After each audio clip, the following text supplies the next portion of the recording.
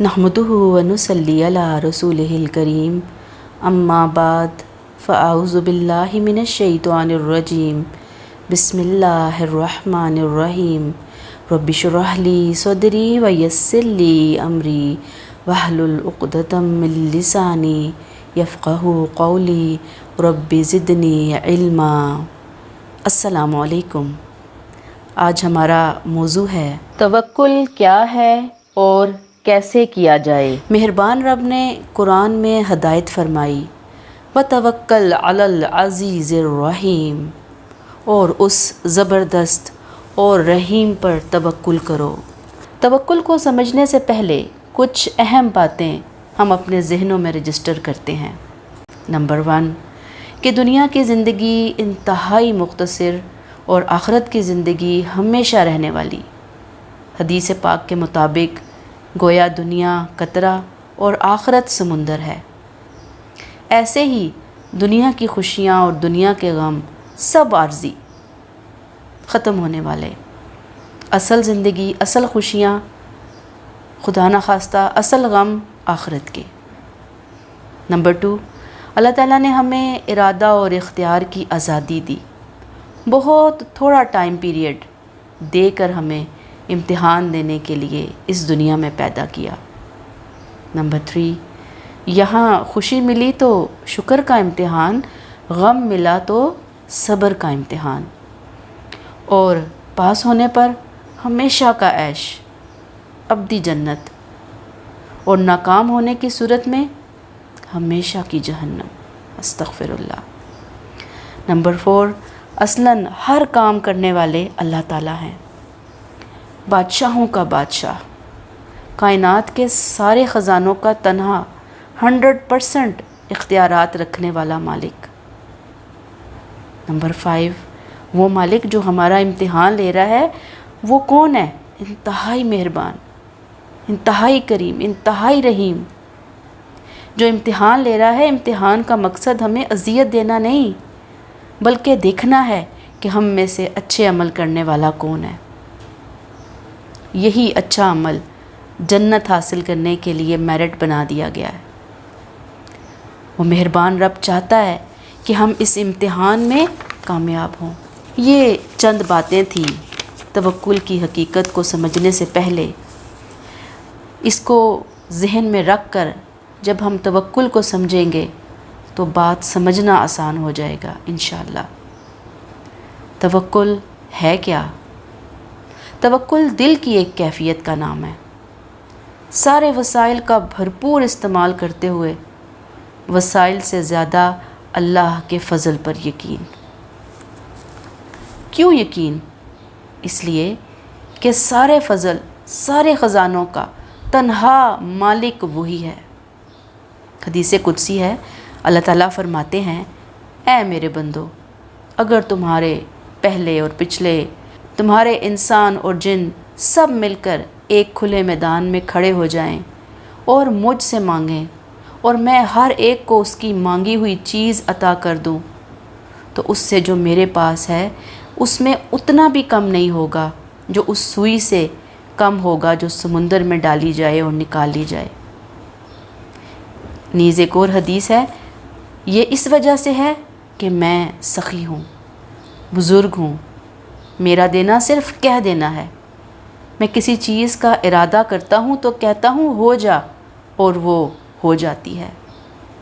इस हदीस को बार बार बार बार अपने ज़हनों के अंदर ताज़ा करते रहिए। इस कदर ज़बरदस्त, इस कदर ख़ूबसूरत यकीन देती है ये हदीस कि इतने बड़े आका के हम ग़ुलाम। अब आप देखिए कि जैसे हम पर लाजिम है कि हम अपने आका की इताअत करें, क्या ऐसे ही आका हम जैसे ग़ुलामों की ज़रूरियात का ख़याल नहीं रखेगा? क्यों नहीं रखेगा? अगर हम अच्छे ग़ुलाम बन जाएं, सिर्फ़ उन्हीं की इबादत करें, किसी को उनका शरीक न ठहराएं, ज़िंदगी के इम्तिहान में अच्छे आमाल करें जो उनको पसंद आ जाएं, अपनी सारी हाजतें, ज़रूरियात सिर्फ़ उन्हीं से मांगें, तो क्या ये मुमकिन है कि वो मेहरबान रब अपना हक़ अदा ना करें? देखिए कुरान पाक में वो जा बजा اپنا تعارف رحمان رحیم بہت مہربان جن کی شفقت ابدی ہے کی حیثیت سے کروا رہے ہیں۔ زندگی گزارنے کے لیے ہمیں جتنی چیزیں چاہیے تھیں اس سے لاکھوں گنا زیادہ بہترین ارینجمنٹس کیے انہوں نے ہمارے لیے۔ اپنے وجود کو، ارد گرد کھانے کی ورائٹی کو، وسائل کی ہونے والی بارش کو، کائنات کے سسٹم پر نظر ڈالیں۔ اتنی بڑی کہکشاؤں کے سسٹم کو چلانے والے مالک کو پہچان لیں تو ہم ساری زندگی سجدے سے سر نہ اٹھائیں۔ ہماری زندگیوں کے لیے ان کی پلاننگ ہماری اپنی پلاننگ سے 100% پرفیکٹ ہے، زیادہ پرفیکٹ ہے۔ پھر توکل تو یہی ہے کہ بندہ مومن ہونے کے ناطے ان چیزوں کا یقین پیدا کر کے میں اپنے سارے غم، پریشانیاں، حاجات، معاملات اللہ کے حوالے کر دوں، اور اس سپردگی کے ساتھ ہی سارے فکر، ساری پریشانیاں، سارے غم ختم ہو جائیں کہ اب جو وہ کرے گا بہتر ہی کرے گا۔ یاد رکھنے کی بات یہ ہے کہ بندہ مومن کو اپنے رب کے بارے میں یہ احمقانہ سوال پریشان نہیں کرتے کہ پتہ نہیں وہ کیسے کرے گا، کیا کرے گا، کہاں سے کرے گا۔ توکل کے لیول کو اپنے اندر پختہ کرنے کے لیے کرنا کیا ہے؟ قرآن کے ذریعے اپنے رب کو ان کی صفات سے جاننا ہے۔ جتنا جانتے چلے جائیں گے اتنا بھروسہ اپنے رب پر بڑھتا چلا جائے گا۔ توکل کو بہتر سے بہتر کرنے کی کوشش کرتے رہنا ہے۔ کیوں؟ اس لیے کہ توکل کی کمی ایمان کی کمی کو شو کرتی ہے۔ یہ بڑی امپورٹنٹ بات ہے۔ اگر ہمارے اندر توکل کم ہے، اٹس مین کہ ایمان کم ہے۔ پھر رب کے صفات میں سے ان کی ایک صفت ہے کہ سارے اسباب اور وسائل انہی کے اختیار میں ہیں، اور اس کی مثال انہوں نے قرآن پاک میں مختلف انبیاء کرام علیہم السلام کے واقعات سے دی۔ مثلا حضرت یوسف علیہ السلام کا قصہ جب ہم پڑھتے ہیں تو ہم دیکھتے ہیں کہ ان کے ستیلے بھائی انہیں کنویں میں پھینک دیتے ہیں۔ بظاہر چھوٹے سے معصوم بچے پر بہت ظلم ہو رہا ہے، اللہ کی رحمت کہیں نظر نہیں آ رہی، لیکن رکیے اور دیکھیے، اللہ اسی جو دکھ بھرا واقعہ ہے، دکھ بھری داستان ہے، اس کے ذریعے اللہ انہیں مصر کا عظیم بادشاہ بنانے جا رہے ہیں۔ حضرت موسیٰ علیہ السلام کی بات کو سنیے، گھر سے کتنی مشکل سے نکلتے ہیں، نہ کھانے پینے کا سامان، نہ لباس، نہ سواری، پاؤں کے جوتے بھی چل چل کے پھٹ گئے، اور پھر امتحان کے ختم ہونے کا ٹائم آتا ہے۔ جب اللہ سے دعا کرتے ہیں چند منٹوں میں ہی نعمتوں کی بارش کر دی جاتی ہے۔ شادی کا بندوبست، 8-10 سال کی رہائش اور خوراک کا بندوبست، پرامن ماحول، کیا کچھ نہیں ملتا ان کو۔ جب ہم قرآن کو غور و فکر سے پڑھتے ہیں تو یہ واقعات ہمیں بتاتے ہیں کہ اللہ سے بڑھ کر کوئی بھروسے کے قابل نہیں۔ اللہ پر توکل کو بڑھانے کے لیے اپنی گزری ہوئی زندگی میں ہونے والے اللہ کے سینکڑوں انعامات، احسانات اور واقعات کو بھی یاد کرتے رہنا چاہیے۔ یعنی ایک تو یہ ہے نا کہ قرآن کی روشنی میں انبیاء کرام کے واقعات کو پڑھیں تو توکل بڑھتا ہے۔ مزید اپنی گزری ہوئی زندگی کے اوپر غور کریں، کب اللہ نے کس موقع پر کتنی مہربانیاں کی۔ کچھ وہ تھی جو میں نے مانگی تھی اور کچھ وہ تھی جو بنا مانگے ملی، تو کیا اب وہ مہربان آئندہ اپنے کرم کے دروازے مجھ پر بند کر دے گا؟ نہیں، امپاسبل۔ بہت اہم بات ذہنوں میں، دل میں، دماغ میں رجسٹر کرنے کے لیے کہ اللہ ہمیں مصیبتوں میں ڈال کر نعوذ باللہ خوش نہیں ہوتے۔ کسی پر ظلم کرنا، اذیت دینا جیسی بری صفات کو اللہ سے منسوب کرنا بہت بڑی گستاخی ہے۔ میری اور آپ کی زندگی میں جو ناگوار واقعات ہو رہے ہیں، دعاؤں اور کوششوں کے باوجود ختم نہیں ہو رہے، تو سمجھنے کی بات کیا ہے کہ یہ میرا صبر کا امتحان ہے۔ ان واقعات کے ذریعے اللہ مجھے کچھ سکھانا، سمجھانا چاہتے ہیں، مجھے مزید پالش کرنا چاہتے ہیں، اور یقیناً اس کا اجر تو ہر حال میں مجھے آخرت میں ملنا ہی ملنا ہے۔ حدیث پاک کے مطابق کہ مومن کو تو ایک کانٹا بھی چبھے تو اس کا بھی اجر ہے، اور اگر خدا نخواستہ کسی کی زندگی میں بہت غم، بہت محرومیاں ہیں، تو کیا اللہ اسے ایسے ہی چھوڑ دیں گے؟ قدر نہیں کریں گے؟ نوازیں گے نہیں؟ بہت عطا کے خزانے ہیں ان کے پاس۔ مجھے کیا کرنا ہے؟ دیکھنا ہے کہ یہ سوچنا ہے کہ زندگی میں جب بہت سارے مسائل ہوتے ہیں تو عموماً ہم انسانوں کی بشری کمزوریاں، انسانی کمزوریاں، دنیاوی غلطیاں ہوتی ہیں۔ جب ہم ان غلطیوں کو دور کرتے ہیں تو ہم بہت ساری غیر ضروری پریشانیوں سے بچ جاتے ہیں۔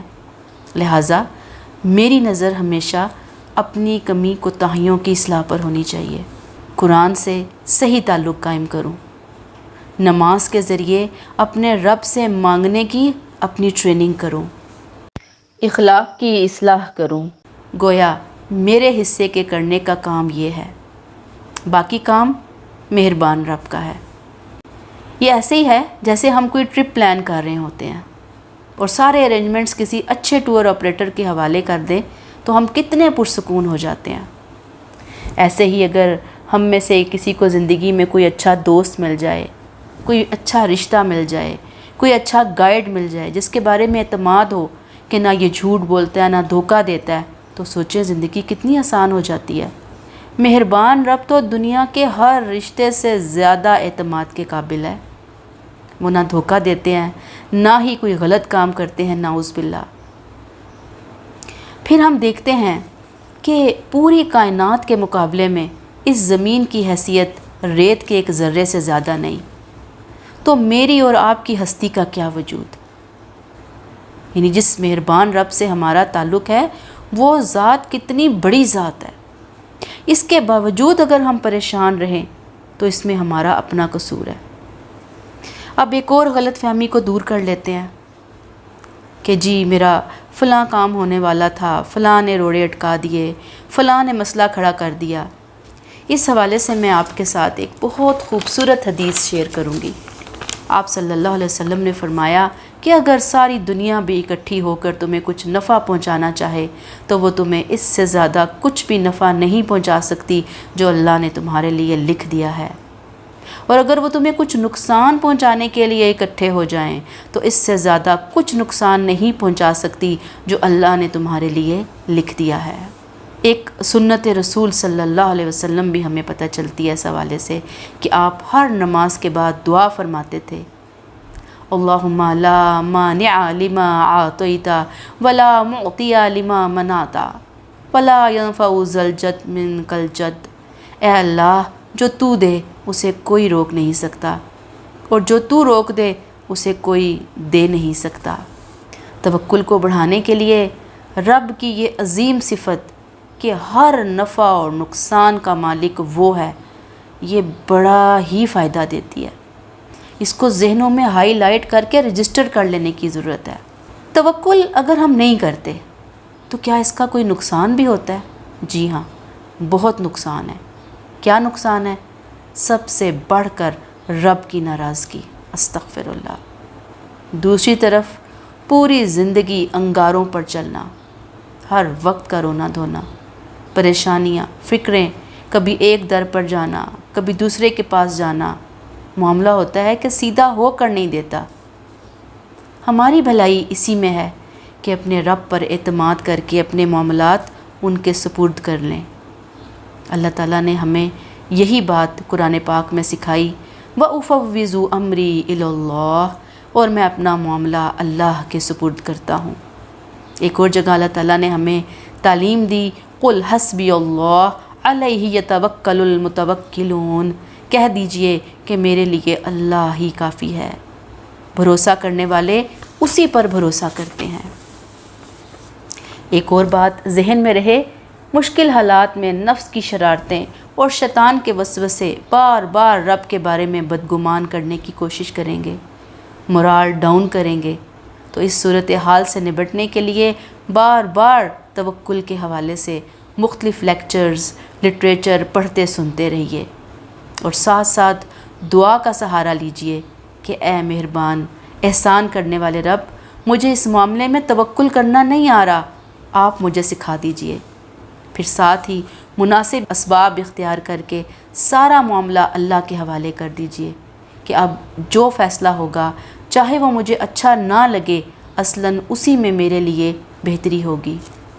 اس حوالے سے ایک انگریزی کی کوٹیشن ہے، Pray as if everything is in hands of God. Work as if everything is in your hands. آخری بات، اللہ کی سکھائی ہوئی قرآنی دعا کو اپنی زندگی میں شامل کر لیجئے، جس کے بارے میں آپ صلی اللہ علیہ وسلم نے فرمایا کہ جو شخص صبح کے وقت اور شام کے وقت 7 مرتبہ یہ پڑھے گا تو اللہ پریشانیوں میں اس کے لیے کافی ہو جائے، چاہے ان کے کہنے میں وہ سچا ہے یا جھوٹا۔ وہ الفاظ کیا ہیں قرآنی دعا کے؟ حسبی اللہ لا الہ الا ہوا علیہ توکلت وہو رب العرش العظیم۔ اللہ مجھے کافی ہے، اس کے سوا کوئی معبود نہیں، اسی پر میں نے بھروسہ کیا اور وہی عرش عظیم کا مالک ہے۔ الہی ہمیں بہترین توکل کرنے والا بنا دے۔ توکل کے معاملے میں ہم سے جو کمی کوتاہیاں ہوئیں اللہ وہ دور فرما دے۔ زندگی کی آخری سانس تک ہم آپ کو اپنا بہترین سب سے بڑا سہارا سمجھ کر، نفع و نقصان کا مالک سمجھ کر بس آپ پر بھروسہ کرنے والے بنیں۔ آمین ثم آمین۔ السلام علیکم ورحمۃ اللہ وبرکاتہ۔